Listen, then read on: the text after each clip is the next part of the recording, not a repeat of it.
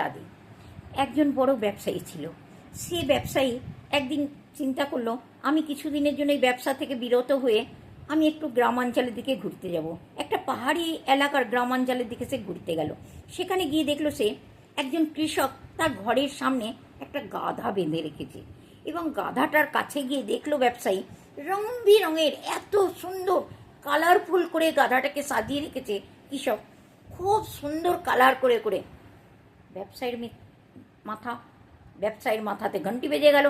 ব্যবসায়ী মনে করলো, এই গাধাটাকে যদি আমি নিয়ে যেতে পারি শহরে, এর থেকে আমি অনেক ভালো পয়সা কামাই করতে পারবো। যেমন চিন্তা করা ব্যবসায়ী তেমন করলো, কৃষককে মজবুর করে দিল, এই গাধাটা তুমি আমাকে বিক্রি করে দাও। তুমি কি করবে এই গাধাটাকে নিয়ে? গাধাটা তো বুড়ো হয়ে গেছে, কিছুদিন পর মরে যাবে। তুমি যত টাকা লাগবে তোমার, আমি তোমাকে তত টাকা দিয়ে গাধাটা নেব। কৃষকের কোনো বুদ্ধি ছিল না। কৃষক কী করলো, ব্যবসায়ীর কথাতে এসে গেল, এসে বলল যে ঠিক আছে, তুমি আমাকে 10,000 এই গাধাটা দিয়ে দাও। ব্যবসায়ী তুরন্ত 10,000 টাকা দিয়ে দিল এবং ওই গাধাটাকে নিয়ে শহরে চলে এলো। শহরে এসে ব্যবসায়ী ফটাফট একটা অ্যানাউন্সমেন্ট করে দিল, আমি একটা খুব সুন্দর গাধা এনেছি, 50 টাকা করে টিকিট, সবাই এই টিকিট কাটবে, যে এই টিকিটে যার নাম্বার বেরোবে সেই গাধাটা পাবে। আর এই গাধাটা একটা কোনো সাধারণ গাধা নয়, একটা আশ্চর্য গাধা। এই গাধাটা যার ঘরে থাকবে সে মালামাল হয়ে যাবে। যেমন কথা তেমন হলো, পুরো শহরে ঢিঁড়োরা পিটে গেল। যেমন কি ব্যবসায়ী একটা খুব সুন্দর গাধা এনেছে, আর সত্যি গাধাটা দেখতে খুব সুন্দর, এত সুন্দর পেন্ট করা। লাকি ড্র হলো, লক্ষ লক্ষ লোকেরা টিকিট কাটলো 50 টাকা দিয়ে। লোকেরা চিন্তা করলো 50 টাকায় তো কী হবে, সবাই 50 টাকা টিকিট কাটলো। লাকি ড্র হলো 10 লক্ষ টাকার ওপরে টিকিট বিক্রি হয়েছিল।